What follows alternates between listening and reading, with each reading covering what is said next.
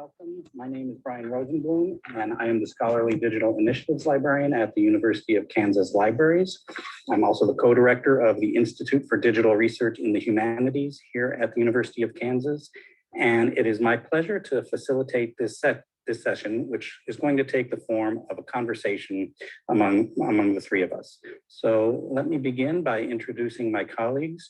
Rosario Rogel, Professor of Sociology at the Universidad Autónoma del Estado de Mexico, and Sylvia Fernandez, postdoctoral researcher in digital and public humanities, who I work with here at the University of Kansas. So thank you both for being here and for agreeing to speak in English to accommodate me and my lack of Spanish language skills. Today, we're going to discuss our project, Huellas Incómodas, Uncomfortable Footprints. Huellas Incómodas is an initiative to document and preserve the evidence or footprints left by local social protest movements in order to preserve the record of these movements, to preserve the voices of activists and participants themselves, and to essentially keep the traces of those movements in front of us. We do this by creating a digital community archive of photos, news items, and other materials from those events, by providing contextual information and by involving the participants themselves as creators of the archive. Beyond that, there are also several other aspects of the project that make it unique in my view. One is that Huellas Incómodas is a transnational collaboration between scholars and universities in 3 countries. We describe ourselves as an international collective of students, scholars, community members, at this point in Ecuador, Mexico, and the United States, dedicated to documenting, contextualizing, and digitally preserving the traces of local social protest movements in the Americas. Second is that it is a student-focused initiative in that it provides a framework for teaching digital humanities. We're committed to non-hierarchical learning, teaching, and collaborating, and focusing not just on technical issues, but also on other ethical considerations, including privacy, intellectual rights, community partnerships, ephemerality, and doing this through a series of location-specific case studies. Third, we are interested in defining new modes of digital humanities. So again, not just a digital humanities about technical innovation, but a digital humanities that is community engaged with public participation as full partners in the conception and development of the projects. And finally, this project, which was started this last year during the pandemic, is being undertaken with no funding. So it essentially represents a grassroots international collaborative digital humanities project. So before I begin the conversation here, I'll just briefly show the website. Okay, can you see that, the site here? Okay, so here's the website. It's a bilingual site in English and Spanish.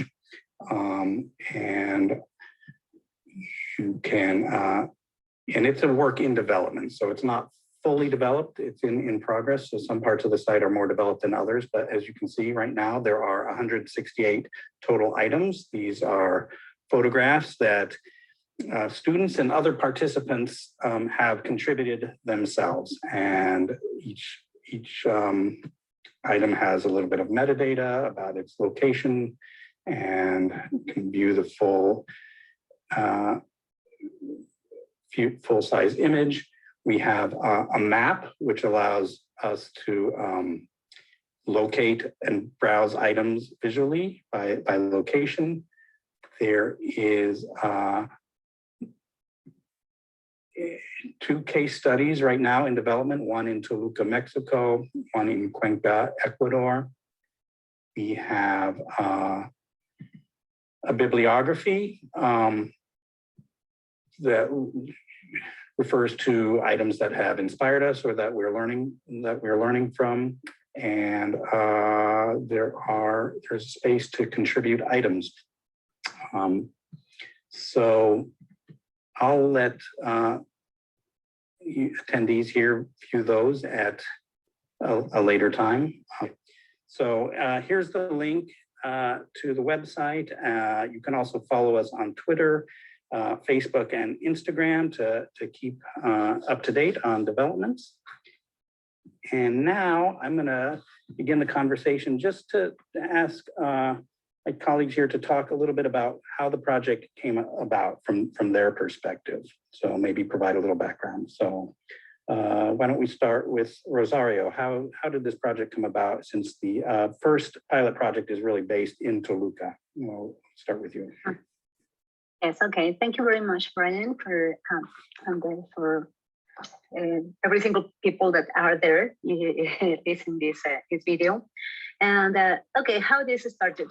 In December 2019, Sonia Perez, a professor of dance at UAM, was murdered by her ex-husband inside the campus. This murder generated mobilizations of students to demand justice and end up to gender violence that exists within the university. During the first mobilizations, the authorities denied the students access to the central building of the university, but they entered by force. And as part of the protest, they made a lot of paints and interventions in the buildings. These paints and these interventions are the main objective of this project, because they constitute the imprint, the uncomfortable footprints of all mobilizations, and of these mobilizations in particular. The authorities remove all these paints immediately because they consider it as inappropriate. The movement continued until 2020, but this movement must stop because of the lockdown due to the COVID pandemic. The only records that remain of this movement are disaggregated on a student social network and have the risk of not being preserved. Because of that, we started this project, and we started talking with people, with Brian and with Sylvia, about I don't know, a way in which being involved with this movement and try to preserve all these footprints. That's the way in which we started this project. Thank you. Sylvia, would you like to add a little bit about how you got involved and how the project is developing from your point of view? Yes, absolutely, Brian. Thank you so much. And it has been an honor for me to be involved in this project. I still remember when we were invited, Brian and myself were invited to have a presentation in Rosario's class about what is digital humanities, what's the potential of digital humanities. And through that presentation, I talk about the potential of students creating their own digital humanities projects. And a lot of the work that has been done through digital humanities, such as Chicana por mi raza, that is documenting the Chicana movement from the women's perspective, or documenting Ferguson, which it's in the United States, documenting the particular movement. Or documenting the now, that it's also involved with social movements in the United States. So in that way, we're seeing several projects that are using digital humanities practice and digital skills to preserve the history that is happening in the present, and that has the risk of lose everything in a second. So there was a lot of reactions from students that completely identify themselves with these projects because they were involved in a social movement and didn't have the skills to make this something concrete and to create something in which they say their own stories, that they could give their own narrative of what was happening. So that came along, and that was how we started talking about a potential project that could document the case in Toluca and then move towards another movements that are local and are telling some of the steps of knowing the big picture of feminist movements from a national perspective or from the whole feminist movements in Latin America. Great, thank you. Yeah, it's been, I think it's been really impressive how the project has just developed out of one classroom visit and conversations, even during the pandemic, to get to where we are today. Well, my second question is somewhat related. I would wonder if you two could talk about how the project is fomenting awareness, civic engagement, and responsibility. Okay, I think first of all, this project takes up one of the most prominent social movements in the recent years, the feminist movements, where the participation of female students has been really important. And about that course that Silvia were talking about, there were a lot of students, female students mainly, that were involved with this movement, and they started to be part of this. And the thing that we wanted to do with this is let them know that this movement is important for us as professors, no? As and in this sense, Huellas Incómodas, in addition to providing support to movements close to them, close to the students, helps them promote a culture related to digital activism and allows them to be in contact with the research topics related with digital humanities, which is a very, very new topic for them.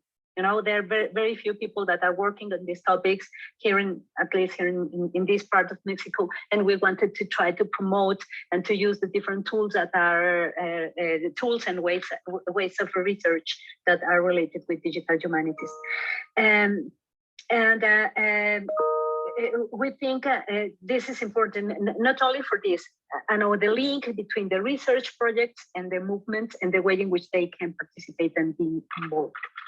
Some of the ways that it has been created awareness and civic participation and responsibility has been from the student center, in which students are the ones that are telling us how they become involved in the movement and how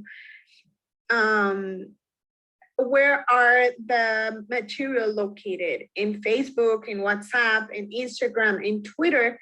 But before we started working on collecting this information, it was crucial for the students to understand the research that has been done related to feminist movement in public space prints.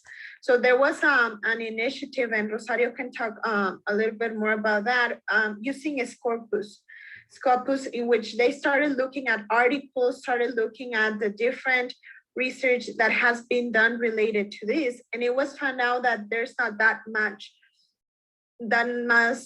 much research that totally engages in the public space prints that feminist movements are doing. It's more related towards other topics such as World War that doesn't talk particularly to what Huellas Incómodas is doing. So we started looking for other ways to see tracking the research that has been done, but also I work along with students in looking for ways that they can understand the material that they are collecting, the ways that this material is telling us more than just the actual print, the actual message that is written in these prints. So we started noticing that a lot of students were scared of submitting their materials in the Omeka platform that Huellas Incómodas created. There was this issue that it's more easy to submit all this material through Facebook or to social media spaces rather to a platform that itself has the name of an institution, which I think that's scary, but at the same time, it's a whole different process because they will have to submit it and then add some information to it, rather than how Facebook works, that is just submit the picture and for others to take a look. So related to that issues, the students involved in the project started looking at where was this material located. And we started localizing the newspapers that were reporting about this movement, and they compile a series of newspapers in which you're integrated into a timeline.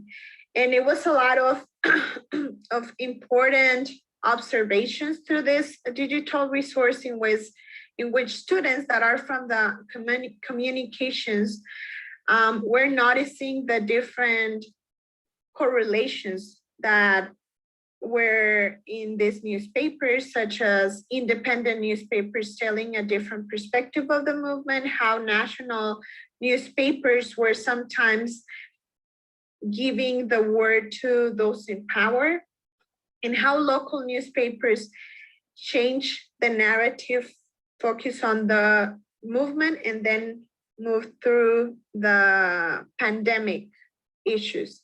So it was seeing the transition that this movement was being reported.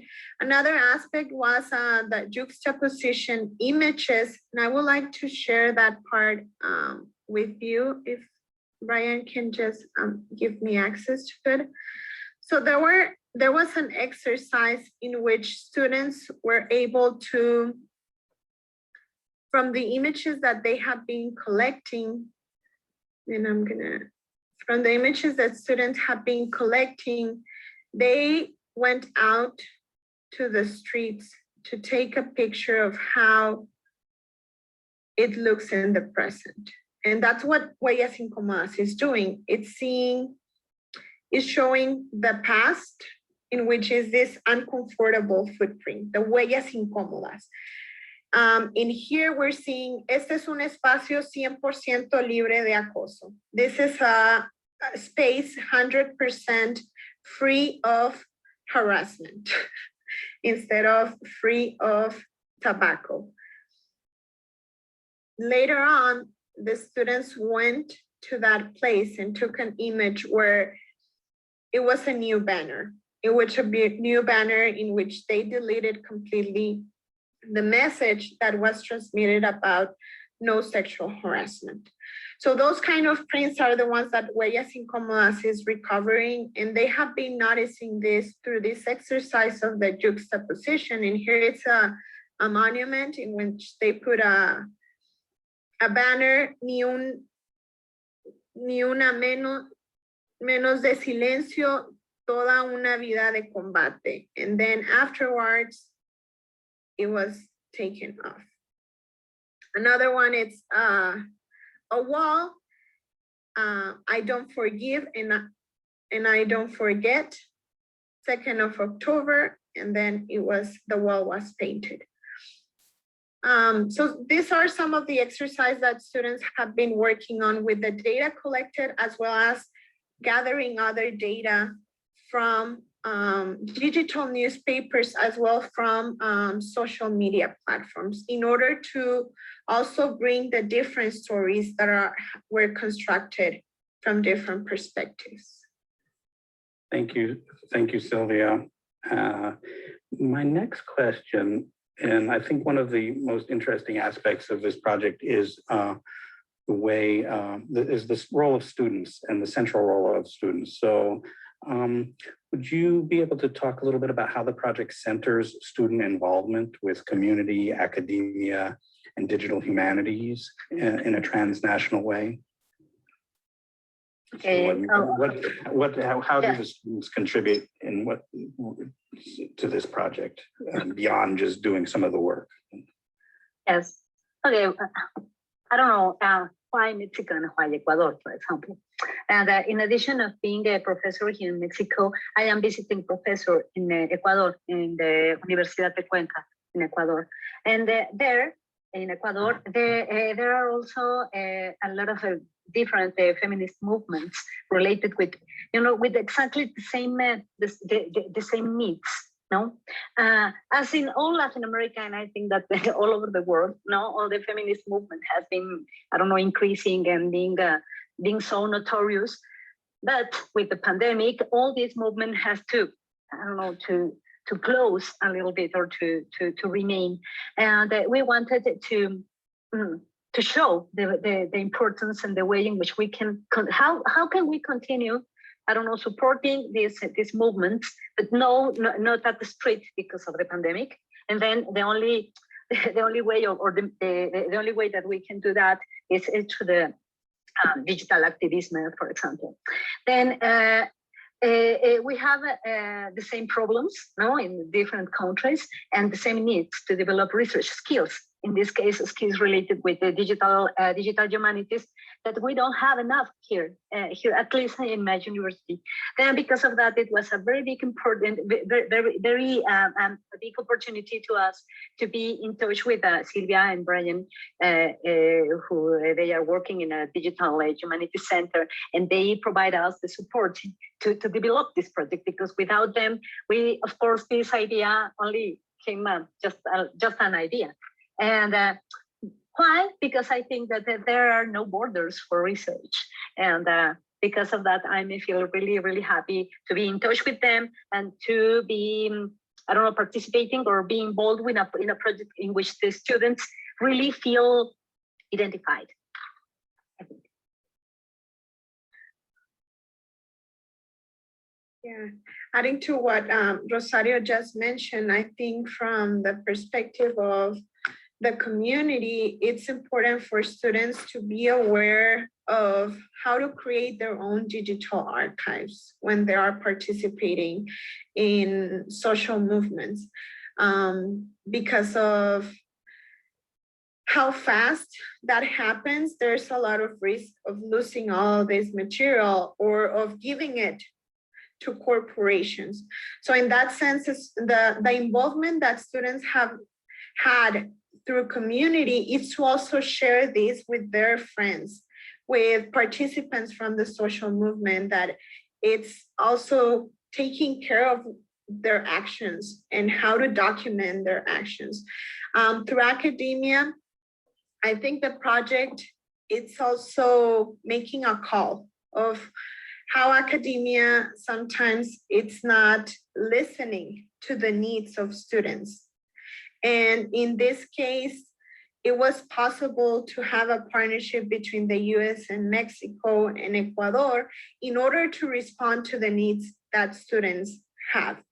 As from the perspective of digital humanities, there are two sides. The student involvement in digital humanities has helped them to gain a lot of skills to learn how to create their own digital archives, to learn the management of this kind of projects, the policies that are involved when creating this kind of projects, and also to question the technology that they're using. In this case, we're using platforms that are available to become bilingual, which is something that it's a priority for this project, that are open source, in which they're able to use these platforms without paying a subscription.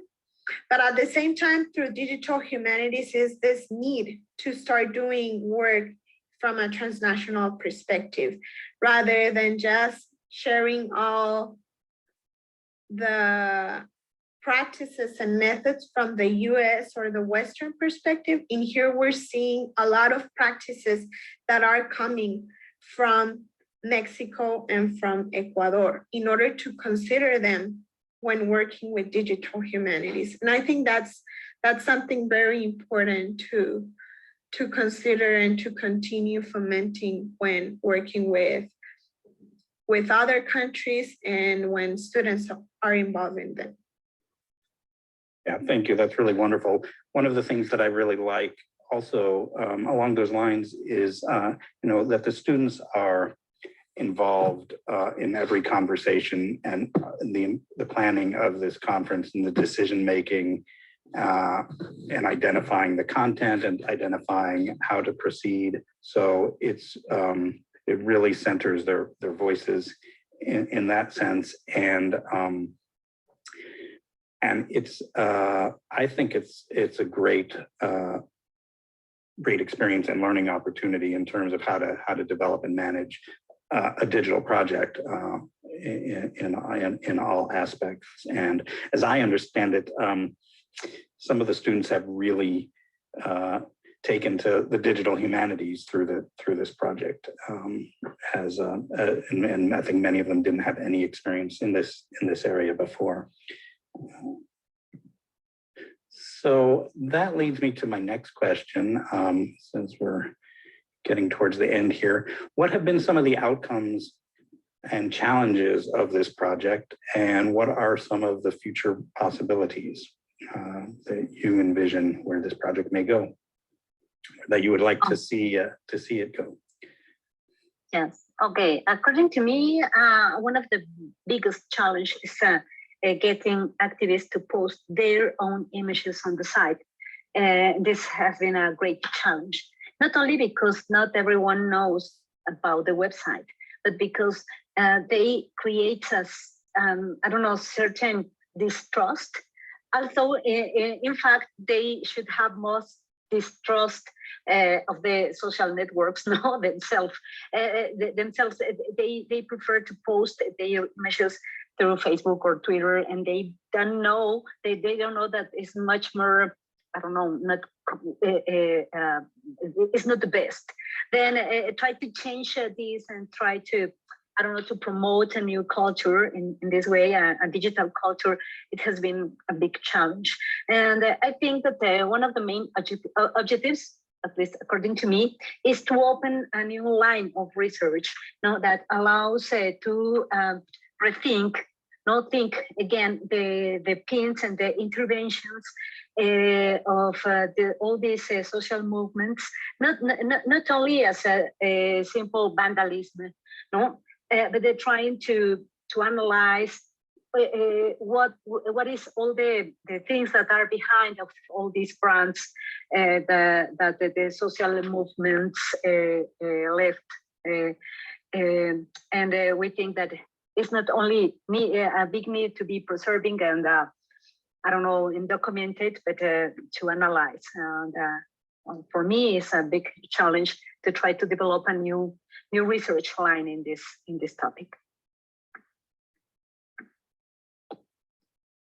Yes, that's great, and I hope that becomes a reality.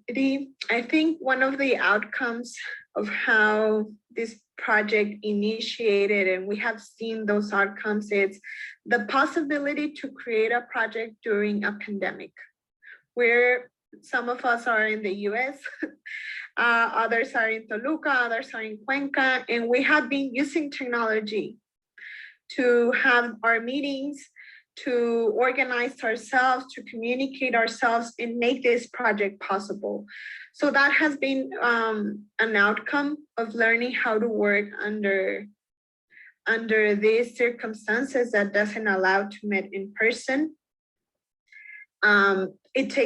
It's a slow process at the same time because of a lot of these issues that we all have different responsibilities, but at the same time, it's possible. It's possible to be creating a project from an interdisciplinary standpoint. This is something that it's possible. So I think those are the main outcomes. Another outcome that I will add is how students and the whole team has become more aware of the surveillance and that it's out there in social media spaces, and how we need to be really aware of that when we're creating this kind of project. So those are some of the main things that I think that come up from the project. Some of the challenges has been that about not being able to be in person, in which we're able to be more in contact with the community and provide some workshops or explain them more in detail about how this project came about. So I think that's some of the future possibilities in order to be able to meet in person and expand the project, explain it to others that aren't familiar with it, and to move forward to other locations in which this project can be the example for others to continue creating their digital archives from local movements. Thank you so much. I understand that you also have a question for me. Yes, of course. Yes, yeah. Because in this project, there are not only involved professors and students, but of course librarians. And we wanted to know your perspective, Ryan. What is the role of the libraries in this kind of a digital humanities project, and how? I don't know, what do you think in this part? Which is the role of a librarian here? Why we need a librarian here? Yeah, thank you for that. Thank you for that question. Well, so as I see it, I mean, I think the librarians and libraries bring a specific kind of expertise and support that can benefit this type of project. You know, as we mentioned before, it is a grassroots kind of project with no official funding or institutional support other than staff who are developing, contributing their time. So some of the things that you know, we as librarians can contribute, and specifically in this project, I would say, are kind of an awareness of infrastructure and you know, for example, familiarity with platforms and tools that might be useful to further this project. We have knowledge of privacy and intellectual property issues and those kinds of resources. And then we can also provide guidance on metadata, how images are described, how to format metadata and content to make content more discoverable and viewable. And finally, I think one of the most important things that we can provide at least a perspective on, we haven't, and for this project, we haven't solved this problem, but we recognize that it's something we'll have to address, and that's the issue of preservation and the long-term life cycle of a project like this. Because at some point, students will graduate, they'll move on to other careers or other projects, and this project itself will no longer be active, or it will be active in a different way, or there'll be different people involved with it. And so how do we ensure that the project is still accessible, and where does it live in the long term? So like I said, we don't have a plan at the moment specifically for this project. We're still kind of in the active building stage, but that is something that we're going to have to address. And there are various ways to address that. That could be the site can be migrated to a static version and archived on the web or in an institutional repository. But these are sort of the area that librarians can bring to this project, and making sure that accessibility and preservation is still a core part of the project. So that's what I would say. I'd be interested to hear from you both what you think the libraries are able to bring to the project. I know we just have I think a minute or so, a couple minutes left. So, and maybe any concluding words about that, or any other concluding words you want to end with. Okay, no, according to me, the role of librarians, libraries in this kind of project is crucial. It's really important, because these are the people who are going to show us how to preserve the information, which is the metadata that we need to add. Because, you know, when we are trying to do only the like the research or thinking, you forgot to do all the important things in order to preserve and in order to put all the information available for people. And I think that this multidisciplinary work is needed. And I'm really happy to be working with this, because probably in some kind of another different projects that I've been involved, there's no librarians involved, and it's a mess. Every single thing is a mess, and I think it's the people that help us to put some the order in things, and I'm really happy with this. And I think one of the things about this project that I like is that all these team members were all there from the very beginning. So we had librarians involved, we had students involved, we had scholars involved, and I think that's a really good model to follow. Thanks, Rosario. Sylvia, do you want to add any final comments? Thank you, Brian. Well, yeah, I would like to add in regards to the work that has been done in Huellas Incómodas. When I mentioned about working interdisciplinary, it's a work also that involves the role of libraries in digital humanities. So it's not just involving humanities and social sciences. It's also working along with libraries and learning metadata and the preservation and the copyrights that this project involves. So that's very important, particularly within digital humanities, the role that libraries have in order for the project to be sustainable and to consider those ethics that this archive will then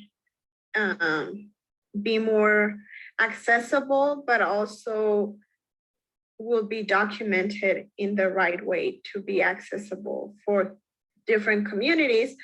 And adding to that, I think one of the things that I would like to bring to it's what are the needs from libraries or from librarians from the US to have partnerships with Mexican libraries or professors, and vice versa, how libraries from Mexico and Latin America can assist students and professors in this kind of projects. What are some of the needs, some of the skills, or some of the conversations that need to happen? Wonderful, thank you. Yeah, I would love to be involved with some of those kind of efforts at library collaboration across the border. Now, so I want to thank our audience for tuning in. I encourage everyone to get in touch with us. Our information is here on this slide, and to check out the website, and we are available for your questions. Thank you.